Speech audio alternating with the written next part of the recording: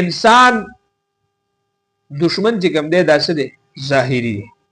او یو چې کوم دی د انسان دشمن دا چې کوم دی باطني دی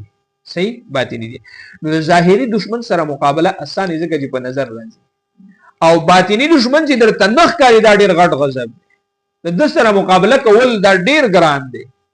ځکه د تخکاری بنو پتا باندې به حمله ورکی درته معلوم بني تا باندې چې کوم دی حمله کوي تا باندې با ګناه ته به راکاږي وسوسې به درته اچي تا به چې کوم دی نو سکی نو چې کلم تا ته د شیطان وسوسه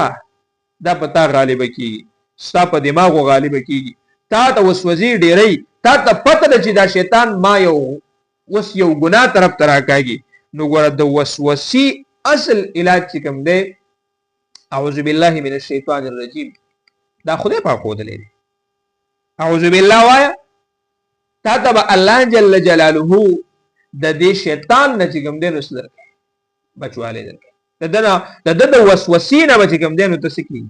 بچ کېږي د ده د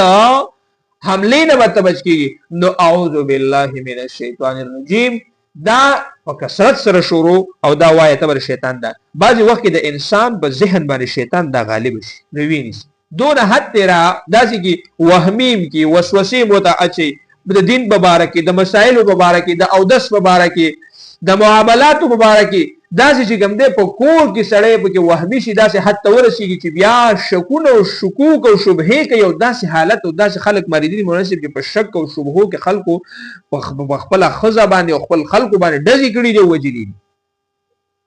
بهترین عمل دا دی چې پوهه شو شیطان را باندې غلبه کوي حمله را باندې کوي اعوذ بالله وایه په کثرت سره 200 پیری وایه 300 پیری وایه 1000 پیری وایه ول اخر کې درود شریف وایه او دویم وظیفه دا لا حول ولا قوة الا بالله العلي العظيم دا بهترین وظیفه د وهم د ختمولو لپاره دا کم از کم بیا سحر او ماخام 313 پیری چې کوم دی ویل پکار دي او مخکې وروسته د دې نه څه درود شریف ویل پکار دي چې ستا وهم څومره سختترین وهم دا به چې کوم دی سکی او چې په قبول شوي عمل کې عمل دې وکړو واپس به پښیمانه کوي نو په دې باندې خو پوهه شه چې شیطان مې په دې عمل خفه دی او دا عمل قبول شوی دی اوس را باندې واپس کوي او دا درته ووایم چې قبول شوی عمل دې واپس کو نو دوباره به یا قبلي یا نه وړومبی خو قبول شوی که څنګه لکه تا اوس مثال په تور باندې فرض د لمازیګر وکړه او بیا چې کوم دی ته وسوسه اچي لګې دی دا نه دي شوي او دا ولې ونه شو دی کې دا چلو دی کې دا چلو او ته پکې سوچ کوي نو هغې مازیګر ټیم ختم شو ماخوستن دې بیا وویل چې یاره واپس یې راګرځو نو مازیګر دې په ادا کې مونځ کړی او هغه دې